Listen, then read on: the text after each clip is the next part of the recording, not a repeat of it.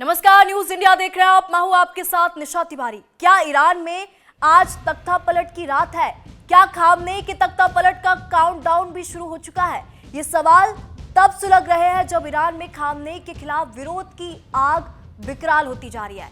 Khamenei की नीतियों और बढ़ती महंगाई के खिलाफ 100 से ज्यादा शहरों में प्रदर्शन हो रहा है। हिंसक प्रदर्शन में 45 लोगों की जान जा चुकी है।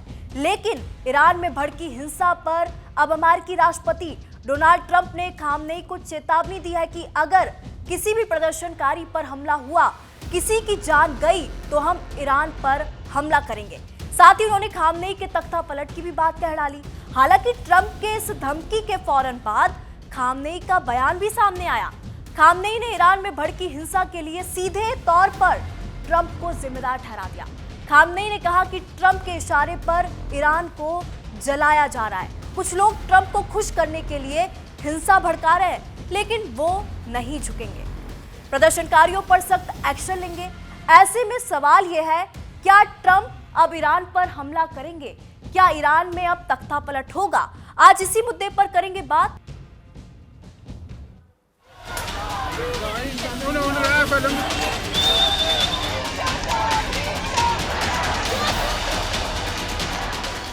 ईरान की आवाम का आक्रोश आग की शक्ल लेने लगा है।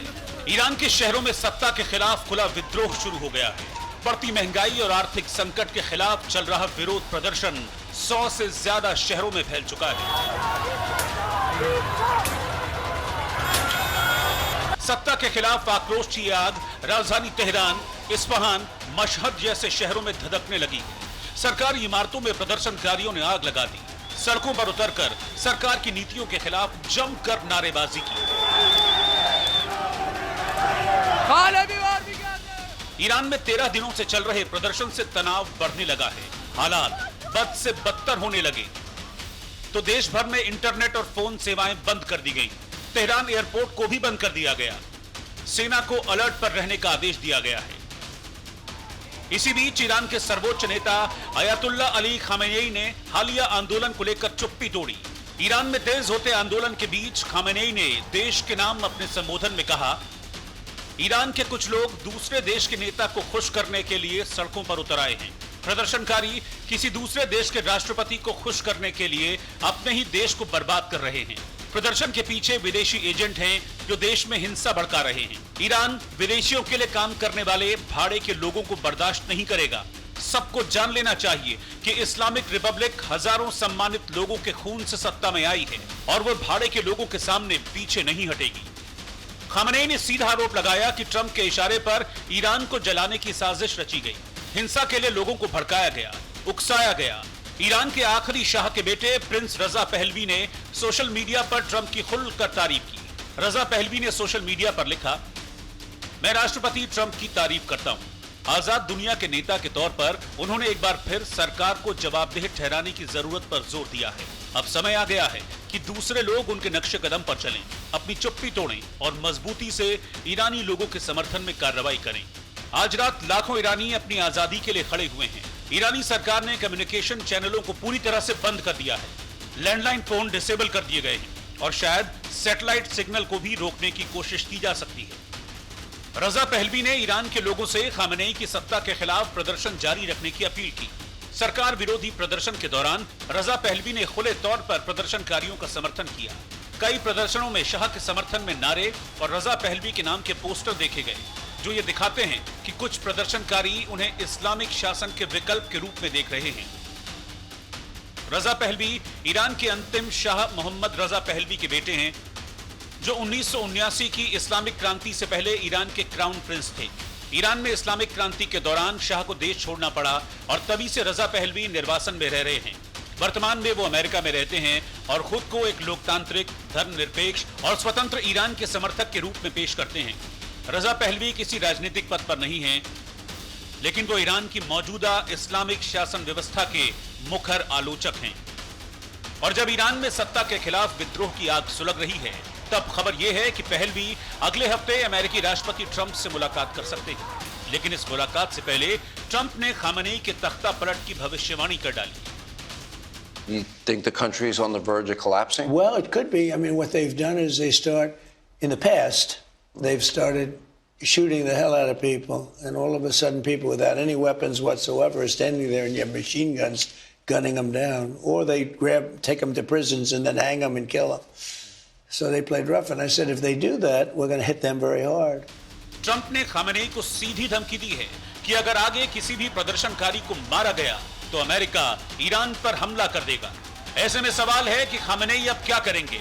सड़कों पर उतरकर बवाल कर रहे प्रदर्शनकारियों को कैसे रोकेंगे? और सवाल यह भी है, क्या खामेनेई के तख्ता पलट का काउंटडाउन शुरू हो गया है? Bureau report, news India. तो इस वक्त आप देख सकते हैं ईरान की राजधानी तेहरान से ये प्रदर्शन शुरू होता है और इस प्रदर्शन को 12 दिन बीत चुके हैं, लेकिन अभी भी ईरान की सड़कें खून से सनी हुई हैं। कई सारे लोगों की मौत हो चुकी है, जगह जगह आगजनी की घटनाएं देखने को मिल रही है। 28 दिसंबर 2025 को ये प्रदर्शन शुरू हुआ, राजधानी तेहरान से ये प्रदर्शन शुरू होता और ये प्रदर्शन अब 100 से ज़्यादा शहरों में इस वक्त देखने को मिल रहा है। लेकिन यहाँ पे सवाल कई सारे हैं, आखिरकार खामनेई का असली दुश्मन कौन है? कौन है जो खामनेई की कुर्सी को हिलाना चाहता है? तो वहीं आपको बता दें,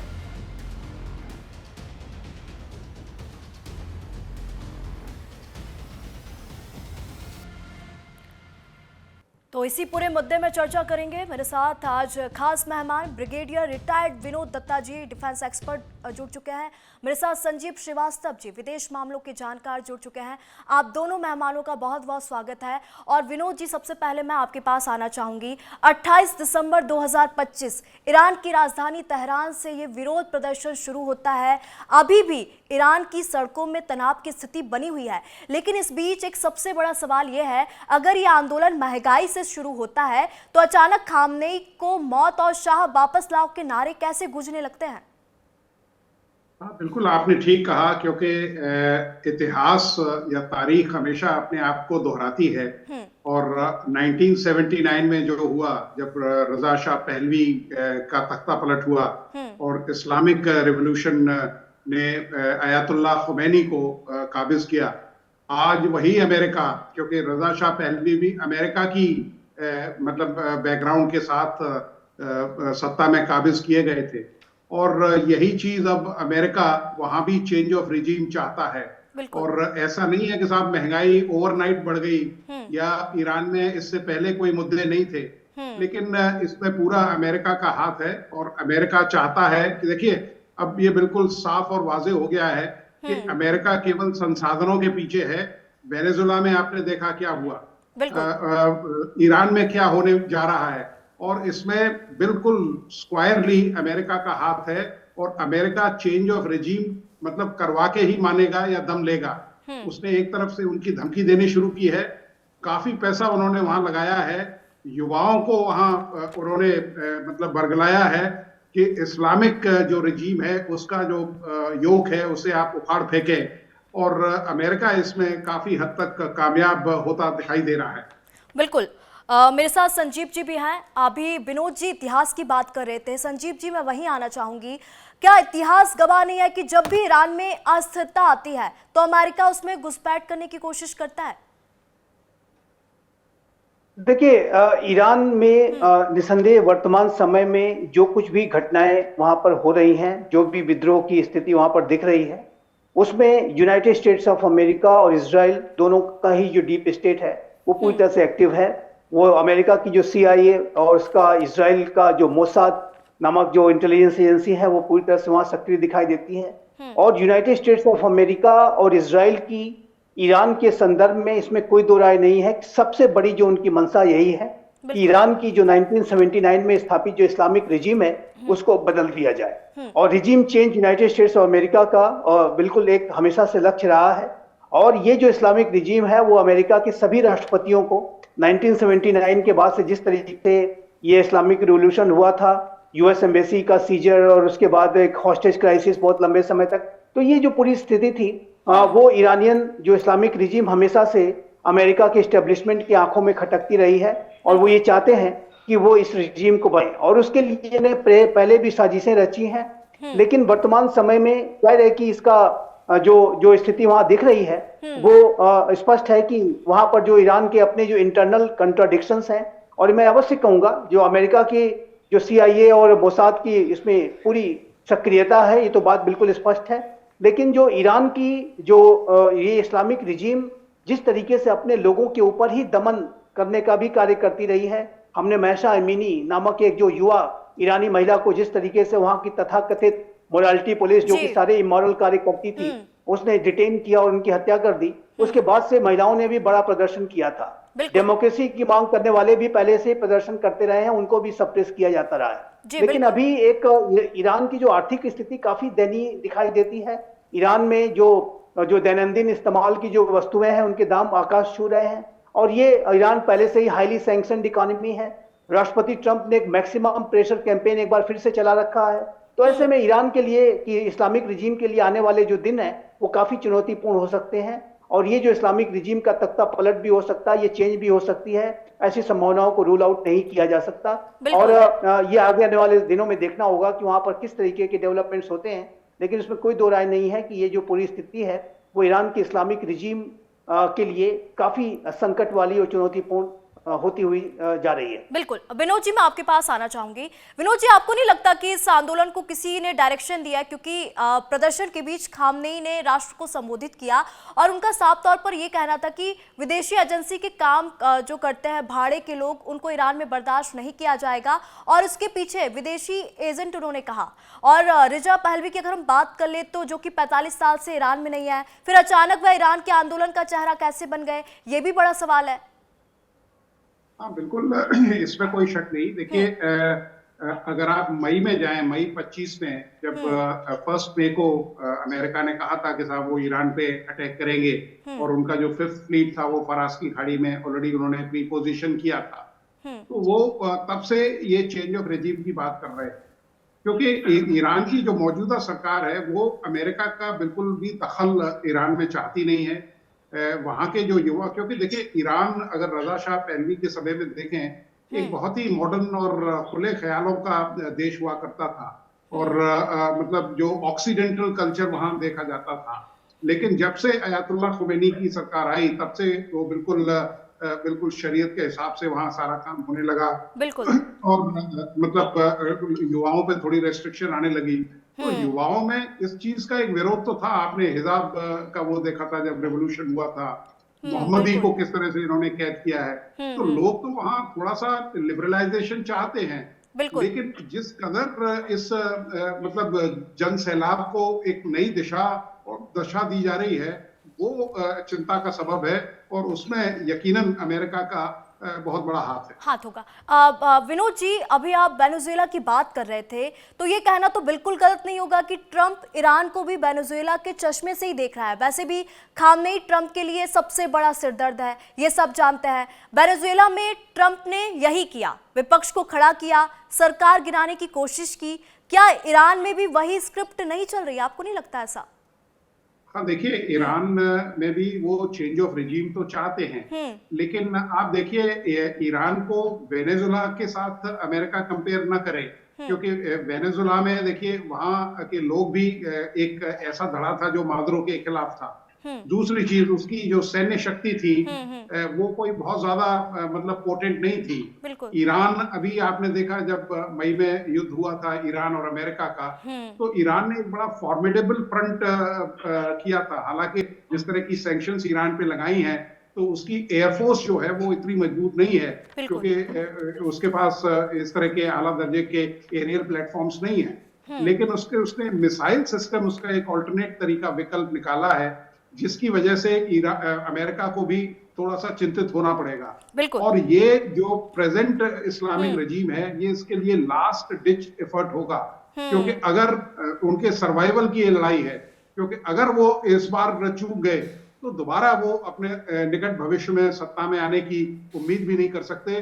और अमेरिका इस तरह से हावी होगा, क्योंकि ये ट्रंप साहब जिस तरह से बाकी के देशों में दखल अंदाजी कर रहे हैं, वहां की संप्रभुता पे डाका डाल रहे हैं, ये बहुत ज्यादा दिन चलने वाला नहीं है, क्योंकि विश्व में एक बहुत बड़ा धड़ा है जो अमेरिका के खिलाफ है। जी संजीव जी, मैं आपके पास आना चाहूंगी। संजीव जी, अगर खामनेई गिरते हैं तो सबसे बड़ा फायदा किसे होगा, ईरानी जनता को या अमेरिका इजराइल ब्लॉक को? ये सबसे बड़ा सवाल है अभी।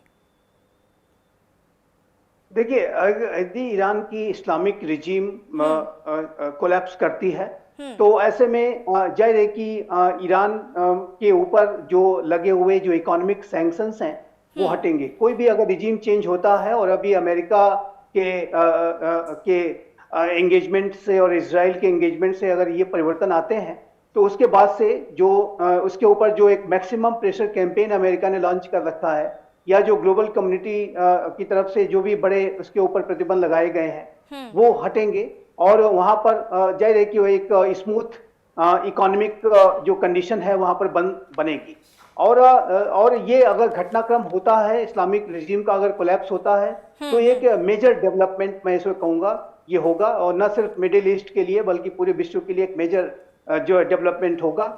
और अभी हमें ये देखना होगा कि ये इसमें इस्लामिक रिजीम और किस तरीके से अभी आने वाले समय को वो डील करती है। आने वाले जो कुछ दिन है वो बेहद महत्वपूर्ण है। लेकिन ईरान की जहां तक जनता का प्रश्न है तो ईरान की जनता इसमें कोई दो राय नहीं है कि बड़े आर्थिक संकट झेल रही है, उसमें इकोनॉमिक सैंक्शंस का भी योगदान है और ईरान की जो ये इस्लामिक रिजीम का जो मिसमैनेजमेंट है, जो उनका पुअर गवर्नेंस है, वो भी इसके लिए एक बड़ा फैक्टर है।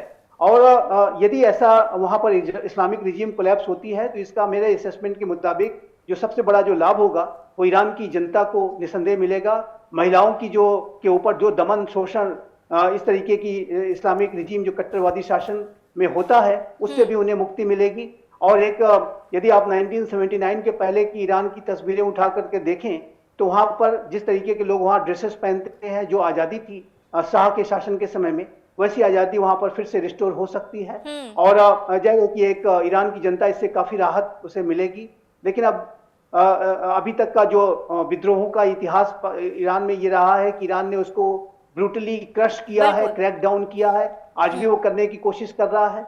लेकिन अब चूंकि बात लोगों के घरों तक और लोगों के पेट तक आ गई है तो ऐसे में विद्रोह की जो ज्वाला है उसको दबा पाना किसी के लिए भी आसान नहीं होने जा रहा। इसी वजह से आप पेजेश्कियान जो ईरान के राष्ट्रपति हैं, अब वो प्रदर्शनकारियों से संवाद की बातें कर रहे हैं। वो कह रहे हैं कि हम उनसे डायलॉग करेंगे, क्योंकि उन्हें कहा है कि वो जो विद्रोह है, जो कि लोगों के घरों में जो एक भूखमरी से जो विद्रोह पैदा होता है, वो जाहिर है कि वो किसी हिजाब के प्रोटेस्ट से कहीं ज्यादा गहरा और बड़ा होगा और उसको डील करना इतना आसान नहीं होने जा रहा है। और ऐसे में इसी ईरान की इस्लामिक रिजीम के लिए काफी चुनौतीपूर्ण है। और इजराइल और अमेरिका तो एक्टिव है ही, वो तो पूरी तरीके से इंटेलिजेंस एजेंसीज वहां पर वो चाहते ही हैं। और एक बात मैं अंत में अवश्य कहना चाहता हूं कि जो यूनाइटेड स्टेट्स ऑफ अमेरिका का रिजीम चेंज करने की जो उसका इतिहास रहा है, यदि आप तालिबान का एग्जाम्पल मैं लूं, तालिबान के रिजीम को बदलने के लिए CIA ने नॉर्दर्न अलायंस को पूरा सपोर्ट दिया था, जो कि तालिबान के विरुद्ध जो उसने चढ़ाई एक तरफ से की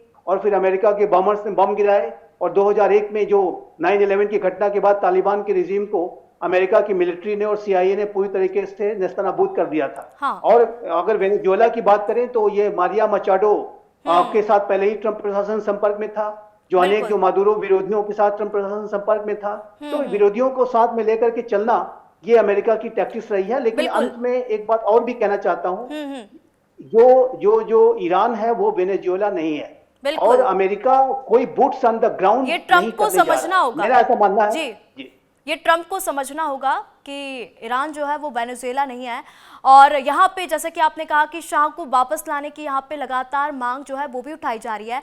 आप मिडिल ईस्ट की बात कर रहे थे Sanjeev ji, Iran middle east का एकमात्र देश है जो इजराइल और अमेरिका को खुली चुनौती देता है। क्या यही कारण है कि उसे कमजोर किया जा रहा है? नहीं, देखिए एक बात मैं अवश्य कहूंगा, ईरान की जो इस्लामिक रिजीम जिस तरीके से अमेरिका के बारे में बात करती है, death to America, death to Israel, और इजराइल को तो वो इजराइल से नहीं संबोधित करते, वो कहते हैं जायनिस्ट रिजीम, और जायनिस्ट रिजीम ने मेरे साथ ये किया, जायनिस्ट रिजीम को हम समाप्त कर देंगे और वर्ल्ड मैप से ही मिटा देंगे। इजराइल का 90 लाख का आबादी वाला ये देश अगर इतना ईरान के न्यूक्लियर वेपन से इतना अगर वो आशंकित रहता है तो उसका कारण यह है कि ये जो ईरान के जो आयतुल्ला खामनाई हैं और जो पूरी इस्लामिक रिजीम है वो पूरे ज्यूस को ही मिटा देना चाहती है, बड़ी घृणा की भावना रहती है। और इस तरीके का जो अप्रोच ईरान दिखाता है इजराइल के प्रति, वो भी एक कारण है कि इतनी गहरी एक गहरा तनाव दोनों के बीच में रहता है। और चूंकि इजराइल ईरान के न्यूक्लियर वेपन्स और उसके इंटेंशंस, इस्लामिक रिजीम के इंटेंशंस इतना आशंकित रहता है कि दोनों ने, अमेरिका ने, इजराइल ने इस बात का संकल्प कर रखा है कि वो कभी भी ईरान को न्यूक्लियर वेपन एक्वायर नहीं बिल्कुल। करने देंगे। जी। और चाहे वो ओबामा रहे हों, चाहे वो बुश रहे हों, चाहे वो वर्तमान बाइडन या वर्तमान के ट्रंप हैं, कभी भी सभी राष्ट्रपतियों ने एक सुर में इस बिल्कुल। बात को कहा है कि किसी कीमत पे ईरान को न्यूक्लियर वेपन एक्वायर नहीं करने देंगे, उसके लिए चाहे कितनी बड़ी से बड़ी कार्रवाई करनी पड़े। और भी जी। आपने देखा कि जून में राष्ट्रपति ट्रंप को ये लगा कि ये कोई टेस्ट वगैरह करने की मंशा में है, तैयारी में है, तो उन्होंने सारे उनके न्यूक्लियर इंस्टॉलेशंस को तबाह कर दिया बिल्कुल और संजीव उसके जी। न्यूक्लियर प्रोग्राम को 15 वर्ष पीछे ढकेल दिया। धकेल तो दिया। ये लगभग ये जो पूरी स्थिति है वो ईरान भी उसके लिए जिम्मेदार है। ये सिर्फ ये नहीं कह सकते कि अमेरिका और इजराइल ही इनके बिल्कुल प्रति ऐसी संजीव भावना रखते हैं। जी विनोद जी, एक अंतिम प्रश्न, रिजा पहलवी की अगर हम बात कर ले तो रिजा पहलवी ईरान के लिए भविष्य है या अमेरिका के लिए एक मोहरा? सबसे बड़ा सवाल और अंतिम सवाल। देखिए, यकीनन रजा शाह पहलवी अगर आते हैं सत्ता में तो वहां के जो युवा हैं वो एक खुली फिजा में सांस ले पाएंगे। एक मॉडर्न ईरान का वो मतलब इस दर्पण देख पाएंगे। लेकिन इसमें जिस तरह से अमेरिका का इंटरेस्ट है, बिकॉज अमेरिका कोई भी चीज बिना मतलब के नहीं करता। बिल्कुल। जब तक उसका इंटरेस्ट नहीं होगा वो कोई एक पैसा वहां खर्च करने वाला नहीं है। तो ये मतलब रजा शाह पहलवी अमेरिका का एक मोहरा बन के वहां रहेंगे। और जिस तरह से देखिए आप, करीब 9 से 10 कंट्रीज में तो अमेरिका के बेसिस हैं, गल्फ की कंट्रीज में उनका सारा ऑयल वही कंट्रोल कर रहे हैं। तो वो यही चाहते हैं कि साहब ये ईरान एक न्यूक्लियर पावर न बने और कोअर्जन से उसके ऊपर वो अपना वर्चस्व स्थापित कर सके। बिल्कुल, तो कहीं ना कहीं विनोद जी ये कह सकते हैं कि रजा पहलवी जो है अमेरिका के लिए विभीषण का काम करेंगे यहाँ पर। हाँ बिल्कुल, इसमें कोई शक ही नहीं है। बिकॉज वो जिसे कठपुतली सरकार वो बिठा देंगे और America will call the shots. और जो अमेरिका चाहेगा, क्योंकि वेस्ट एशिया में एक ईरान ही ऐसी एक पावर है जो उसका जो वर्चस्व है उसको स्वीकार नहीं करती। बिल्कुल, तो ईरान की सड़कों पर आज सिर्फ महंगाई का गुस्सा नहीं बल्कि सत्ता की सबसे बड़ी भू राजनीतिक जंग इस वक्त चल रही है। एक तरफ 47 साल पुरानी खामनेई की ताकत तो दूसरी तरफ अमेरिका समर्थित निर्वासित शाह का वारिस, और बीच में फंसी है ईरान की वो जनता जो रोटी, दवा और आजादी चाहती है। मेरे साथ brigadier retired Vinod Dutta, defence expert जुड़े थे, आपका बहुत बहुत धन्यवाद। संजीव श्रीवास्तव जी, विदेश मामलों के जानकार, आप दोनों का बहुत बहुत धन्यवाद चर्चा में शामिल होने के लिए। तो खामनेई के तख्ता पलट का काउंटडाउन क्या शुरू हो चुका है? इसी के साथ वक्त हो चला है छोटे से ब्रेक का, कहीं मत जाइएगा, चल लौटेंगे।